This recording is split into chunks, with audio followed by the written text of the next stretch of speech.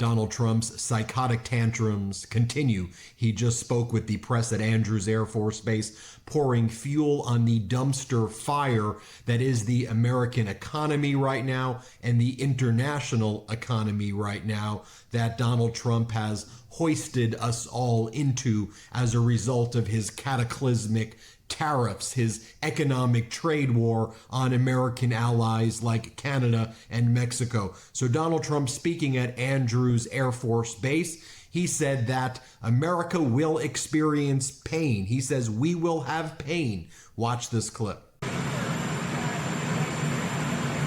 No, I'm not concerned.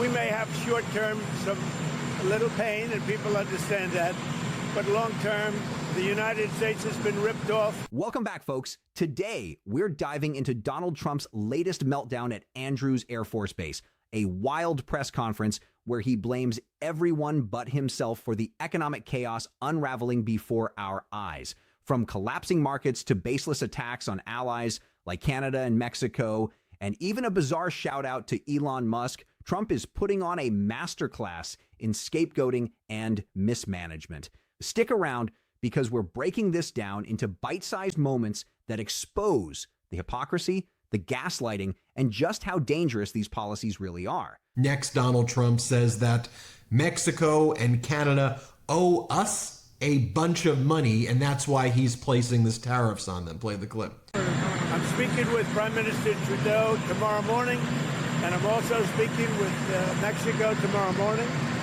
And I don't expect anything very dramatic. We put tariffs on. They owe us a lot of money, and I'm sure they're going to pay. By the way, the markets are not in good shape, folks. The Dow futures have already plunged 600 points as of this recording, and it seems to be going lower. Bitcoin is going down, Nasdaq is going down, S&P is going down. Donald Trump seems to have instigated a massive economic crash. I'm reminded of this post by Donald Trump where he said, our record economy would crash just like in 1929 if any of those clowns became president. And then I am also reminded of this cartoon that was written by or drawn by Bruce McKinnon, who said, I drew this last November 26, knowing full well that no family newspaper would print it, but given the events this weekend, I'm going to let her rip anyway. And it says how tariffs work, and it's a photo of Donald Trump in the situation that we're all in right now. Back to the presser that Donald Trump was having at Andrews Air Force Base. Donald Trump continues to attack Canada and calls Canada very abusive. Play the clip. Well, Canada's been very abusive of the United States for many years. They don't allow our banks. Did you know that? Canada does not allow banks to go in. If you think about it, that's pretty amazing. If we have a U.S. bank, they don't allow them to go in. Canada's been very tough on oil, on energy. They don't allow our farm products in, essentially. They don't allow a lot of things in, and we allow everything to come in. It's been a one-way street. We subsidize Canada by the tune of about $200 billion a year. And for what? What do we get out of it? We don't get anything out of it. I love the people of Canada. I disagree with the leadership of Canada. And something's going to happen there. But if they want to play the game, I don't mind. We can play the game all they want. Mexico, we've had very good talks with them. And this is retaliatory. This is retaliatory to a certain extent. Then Donald Trump calls U.S. aid, which provides a ton of resources in the form of monetary aid, medical aid across the world. He says it's run by a bunch of radical lunatics, and we're getting them out. He's completely gutting U.S. aid, meaning that there are hundreds and thousands of people, millions of people across the world who are going to die as a result of this action. Here, play this clip. Well, it's been run by a bunch of radical lunatics, and we're getting them out. USAID, run by radical lunatics, and we're getting them out, and then we'll make a decision. Next, Donald Trump then attacks the United Kingdom, and the European Union, just to compound matters. Play this clip. So the UK is way out of line, and we'll see the UK, but European Union is really out of line. UK is out of line, but I'm sure that one, I think that one can be worked out. But the European Union it's an atrocity, what they've done. Let me now show you the full clip where Donald Trump talks about the pain that Americans are going to suffer. And he goes, we're ready for it. We should all suffer pain. This is the behavior of an abusive, psychotic maniac. Play this clip. No, I'm not concerned. We may have short-term some little pain, and people understand that. But long-term, the United States has been ripped off by virtually every country in the world. We have deficits with almost every country. Not every country, but almost. And we're going to change it. It's been unfair. That's why we owe $36 trillion. We have deficits with everybody. We help everybody. We've been helping everybody for years. And to be honest, I don't think they appreciate it. So we're going to change that. We're going to change it fast. We're going to make America great again. We have to focus on our country. We have tremendous potential if properly used, and we have to focus on our country.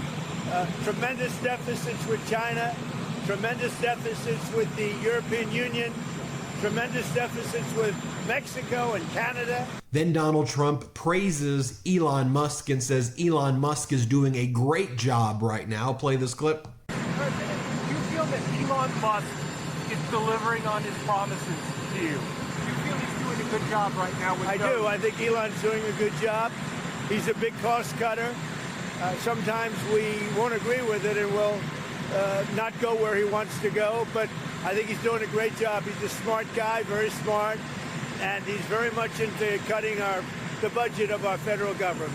And folks, if you've been following our reporting and the reporting of other independent journalists, you know that Elon Musk has taken over the Treasury Department and gotten access to the master payment system that is used at the Treasury Department to make payments to your Social Security for Medicare, medical payments, loans, all payments made by the government. Trillions of dollars go through there on a daily, weekly, monthly, annual basis. Musk now has control of that. Musk is also seizing control of sensitive, compartmented information across the various agencies. The highest form of classified information. Musk has put his people into all of these agencies, seizing their data, our data, we the people's data, taking it all under his control. That's happening every single day. What we also learned is that for the past day or so, the FAA's main warning system for pilots was down.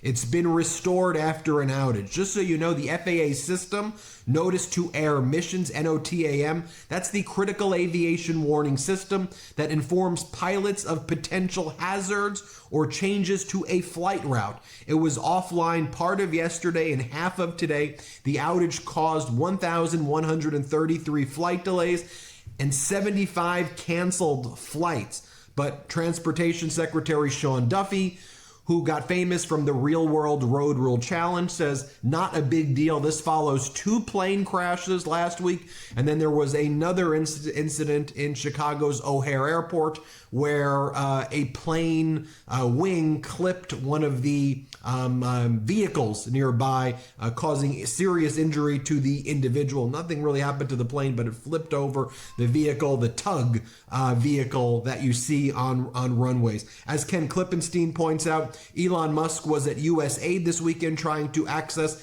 sensitive compartmented information facilities, State Department officials say. And what's Donald Trump's kids doing? Well, Ivanka is posting the following. Sticking to her New Year's resolution isn't easy. Only 23% of people make it past the first week, but every day is a new opportunity. Feel stronger and more motivated as February begins. Let's keep going, everybody. Strong body, strong mind. Taking that photo from her $30 million mansion in Florida. Meanwhile, Prime Minister Trudeau has called for a Canadian boycott of all American goods. That is being heeded by Canadians. I know Canadians are not buying American. If it has American, they're throwing it out right now in Canada. Good for you, Canada. We stand in solidarity with you against our dictator, our authoritarian Donald Trump, disgusting, despicable human being. Trump loves playing the victim, doesn't he? He's selling this short-term pain as some noble sacrifice, but in reality, it's a direct result of his reckless tariffs and trade wars. The markets are tanking, people's savings are evaporating, and he's blaming everyone but himself. This isn't strategy, it's chaos wrapped in a MAGA hat. He says Canada's been very abusive of the United States for many years. Abusive? That's rich coming from the guy who's turning allies into enemies. Canada didn't crash the Dow, and they're not the reason farmers are struggling. Trump's the one waging an economic war with no plan. Blaming others is his way of dodging accountability. Here's what Donald Trump then says about seizing Panama and basically threatening war against Panama. Play this clip. They violated the agreement. They're not allowed to violate the agreement. China's running the Panama Canal. That was not given to China. That was given to Panama foolishly. But they violated the agreement, and we're going to take it back, or something very powerful is going to happen. And while all of this is going on, even on Fox, they're talking about how Trump's tariffs will destroy all of these industries. Take a look at the list that they provide. Play the clip. It's alike, and thank God for Doge. They're looking at waste, fraud, and abuse. Just got access to Treasury payment accounts to showcase all of the fraud going on, billions and billions of dollars. They're already saving billions of dollars a day. We have to look at spending. We have to look at tax cuts as well. But it's very important. There are multiple factors that go into inflation. We have to recognize that and try to fight our way forward and grow the economy in a way that wages grow with the challenges we have ahead, and that people can afford eggs and gas again. We can't do that right now until we fix the system. Yeah, we were just looking at a scrolling list of some of the products and companies that are going to be affected, and it seems like virtually every sector of the American economy potentially could be targeted by these tariffs, and the tariffs that Mexico and Canada have now announced that they will institute against U.S. goods. Trump's praise for Elon Musk might seem harmless, but let's not ignore the bigger picture. While the markets crash and Americans struggle, Trump's busy empowering billionaires and spinning it as progress. This isn't leadership. It's a chaotic mix of ego, bad decisions, and misplaced priorities. The economy is faltering, alliances are crumbling, and ordinary people are paying the price. If you're as fired up about this as I am, don't just watch, take action. Hit that like button, share this video, and subscribe for more unfiltered breakdowns of the chaos we're living through. Let's get the conversation going. Drop your thoughts in the comments below. Together, we can cut through the noise and hold leaders accountable.